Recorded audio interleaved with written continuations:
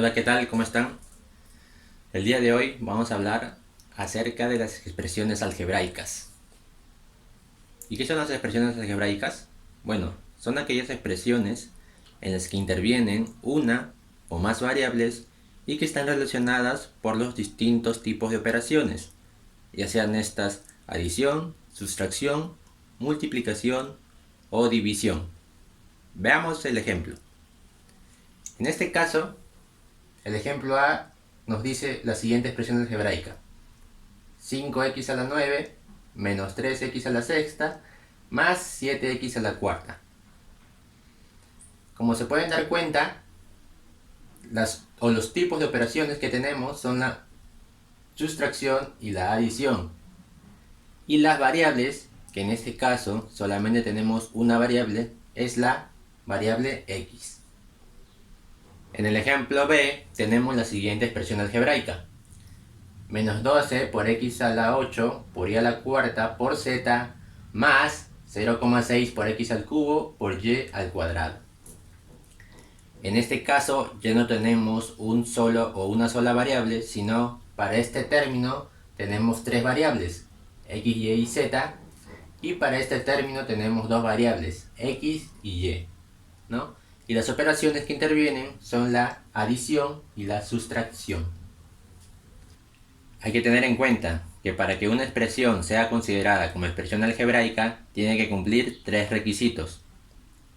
La primera, que los exponentes de las variables solamente pueden ser números racionales, o sea, números enteros o fraccionarios. Pero no pueden ser números irracionales, como vemos en el siguiente ejemplo. En este caso, mi variable y está elevado a un exponente irracional, por lo que no sería considerado como una expresión algebraica. El siguiente requisito es que mis exponentes no tienen que ser variables. Veamos el ejemplo. En este caso, mi variable es exponente, entonces esta expresión tampoco es considerada como una expresión algebraica. Y como último requisito es que la cantidad de términos que debe tener mi expresión algebraica debe ser una cantidad finita, no una cantidad infinita. El siguiente concepto del cual vamos a hablar es del término o monomio algebraico. ¿Y qué es el monomio algebraico? Pues es la representación de variables y constantes que se encuentran dentro de una expresión algebraica y que están relacionadas por las operaciones de adición y sustracción. Veamos. En el ejemplo A tenemos la siguiente expresión algebraica: 6 más 5x menos 3x por y. En este caso, la cantidad de términos sería 3, ¿verdad? Empecemos a contar. Este es un término, el segundo término y el tercer término.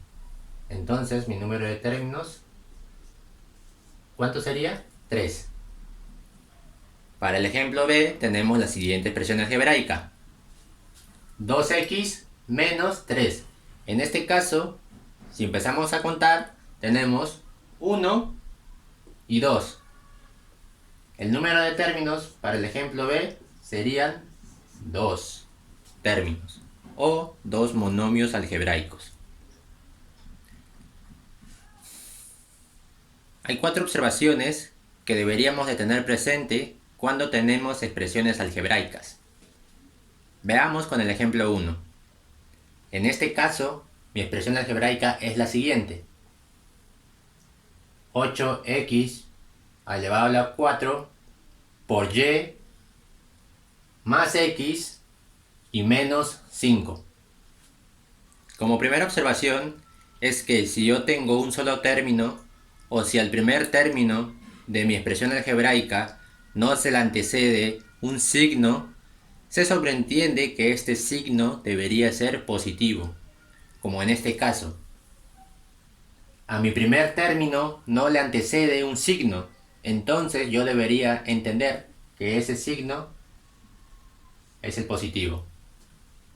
Como segunda observación es que a esta parte de mi término se le conoce como parte literal o también llamada variable, en este caso, para mi segundo término. Y a la parte numérica se le conoce como coeficiente. Como tercera observación es que si mi parte coeficiente no tiene una variable, se le llama constante. No se le llama coeficiente. En este caso, como no tiene variable, es simplemente constante. Y como cuarta observación es que si a mi variable no le antecede un valor numérico, se sobreentiende que este debería ser el 1. Para este ejemplo, mi segundo término tendría como coeficiente el número 1.